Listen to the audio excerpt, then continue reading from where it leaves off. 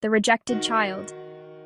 Recently, something that I thought was already dealt with, forgiven, and forgotten resurfaced. As I have been divorced for so many years and tried dating a nice, decent, and trustworthy guy, unfortunately they all have issues. Everyone does. Many jump from one relationship to another, without taking time for themselves to get rid of the bad habits and negative patterns that took that relationship down the drain, and without realizing it, they carry forward the same attitude and way of thinking to their next victim. After a long time, I decided to start dating again. My mother said not to go to the dating apps, as in the past, that was the only way I tried to date. And guess what? I did it again. It's called free will, but I should have listened to her. I went to one of those dating apps. I met someone, and on the first date at a local restaurant. He was already drinking. He seemed charming. The conversation went well. You can't tell much on the first date by asking questions. Anyone can tell you what you want to hear, but their actions will define who they truly are. That night after dinner, I went home, and after I fell asleep, I started having nightmares. Now, this type of nightmares I do not have often. In fact, this type of nightmares are one of those where you can remember like if it was real. I couldn't believe that I started dreaming about those again. I was back home in the old neighborhood I grew up, the ghetto. It was dark. I was in a small room surrounded by people I did not know, but they looked like spirits or body shades around me. But they seemed good people. It was dark. But when they saw me, I had a light no one else had. They tried to hide me. They sat me down on a wheelchair and put a large blanket on top of me. There were people or entities outside. They were looking for someone. I was scared, but I did what they told me. Stay still. I needed to get out of there. They tried to take me out of the room, but the bad entities got after those who were around me and were able to sense me. I don't know how they could tell the difference, and how there was someone different among them. As soon as they lifted the blanket, the bad entity tried to take my soul. It lifted its hand, and with its hand tried suctioning my soul from my back. It felt like a huge pressure on my chest and in my body. When all of a sudden I was brought back to my room and woke up. This is when I realized the person I had the date with had negative entities attached to him. This dream felt like a warning and a reminder that I am light, and I cannot invite someone who has none into mine. I can be around people who are non-believers, negative or toxic, negative environments at work, but I cannot invite someone like that into my life as my partner. Heavenly Father knows my struggles in my prior relationships, and He was not going to allow someone like that to hurt me. I got the hint from this warning. Like any daughter, I was still going to proceed, but with caution. After seeing a few other dates, I was able to see more of his dark side. And yes, he had an addiction to alcohol. He was drunk most of the time, and did not know how he drank my decorative bottle of wine that I had on my kitchen shelves.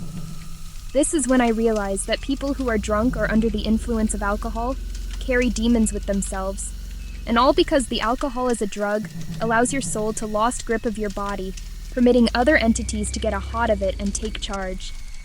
The reason why most of those who get drunk do and say things that they don't remember, even when they say they do, try them.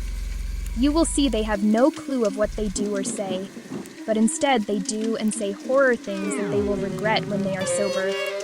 I was able to see many other red flags right away then within a month of seeing him. I cut him off, but he insisted he will not do it again. The good me old me tried and forgive.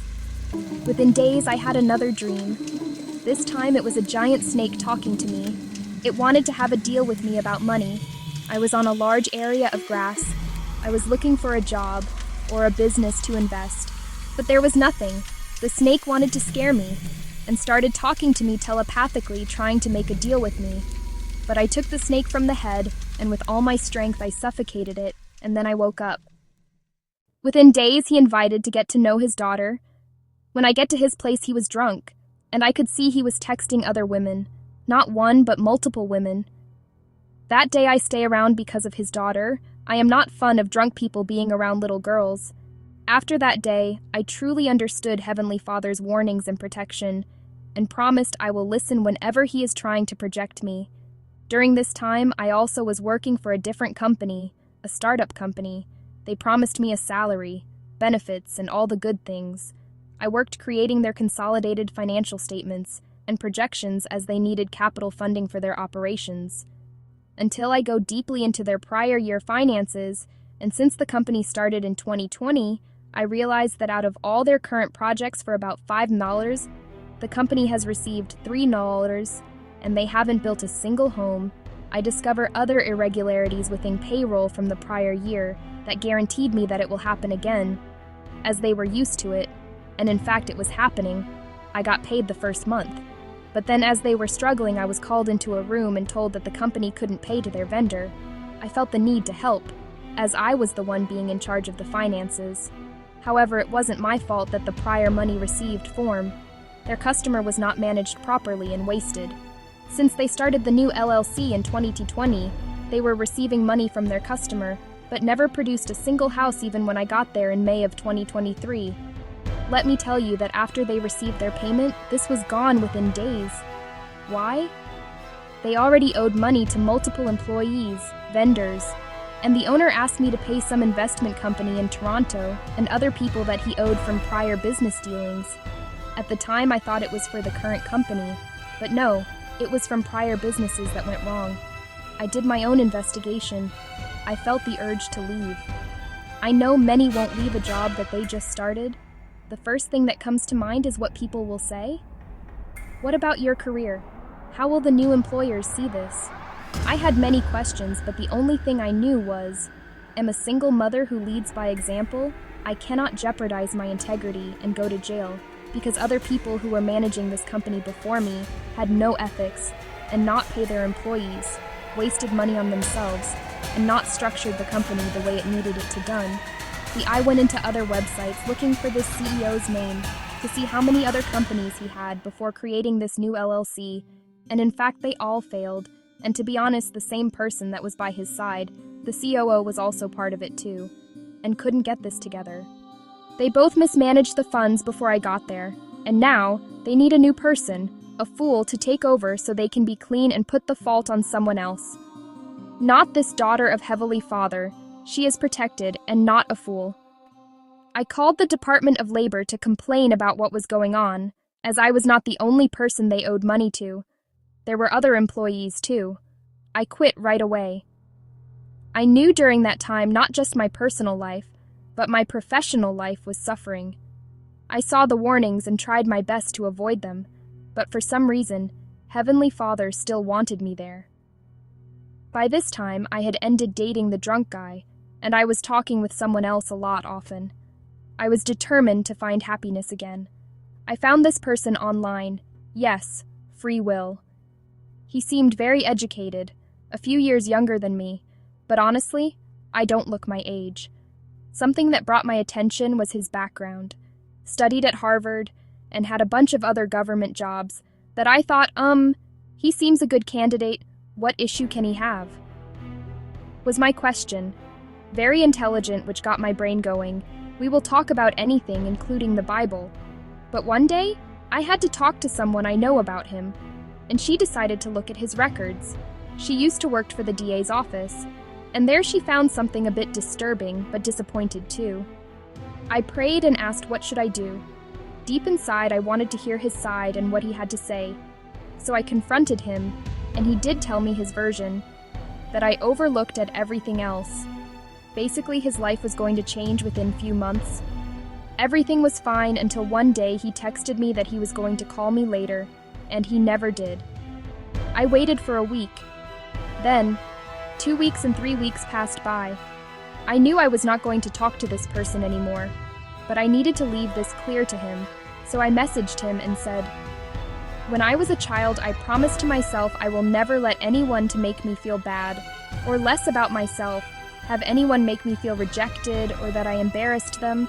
This is the last message you will receive from me. You may have your reason why you did not texted me back, but please know I deleted your number and I don't remember it. So do not text me or call me back. I wish you the best in everything you do. Good luck." Something similar to this. I wasn't going to the Facebook messages to rephrase everything again. This guy triggered the little girl inside me. When a time in my life, my mother used to work every day, and my grandmother took care of me. She also would take me to my father's job every week so I can ask him for money. Back in the day in the country I grew up, there was no such thing as child support, and guys would get away with not providing anything to the children they leave, spread elsewhere. One time, I went to see my father at his work, and I screamed, "Papito! Papito!" My father said, "Don't ever do that again. You embarrassed me." You have no idea how I felt that day, as a little girl. I promised myself I would never let anything treat me this way. Anyone who makes me feel this way doesn't deserve anything from me. From that moment on, whenever my grandma wanted me to go with her to ask my father for money for my allowance, I would say no, I don't want to go. I was very resentful of him rejecting me, but I thought to myself, someday he will need me, and then I would remind him how he treated me. In fact, I did remind him multiple times, as I was the one giving him a green card for him to stay legal in this country. Karma is indeed a bitch. What goes around comes around, and no one escapes. We all pay our dues in this lifetime. No is not later, it's here while you are still alive. So, treat others the way you would like to be treated. Don't harm others, and act consciously, thinking about your actions and how this affects others around you, because everything you do or say counts, and you are being judged in the now. No wonder a woman like me, who never had a man by her side to protect her and care for her as a child, as a teenager, as a young woman and spouse, and now as a wise grown woman, is single, and many stupid guys out there make dumb comments about, "Why are you single?" You are beautiful, with a great career, conservative and stable. They all wonder why. And in my mind I say, should I tell all the atrocities man has made me go through? Every time I try to open my heart because I understand everyone is different and no other person is the same, I try to open my heart and I get hurt. The only thing I know is that they all come back. Unfortunately, when they do, I don't want them. I don't take well when people have been dishonest with me. When there is no trust, no respect, to me is a complete turnoff. I never had it from any mortal man. The only one I walk with, and who has until this day walked with me taking me by the hand, is my father above. The only example of father I have. Unfortunately, those standards are very high.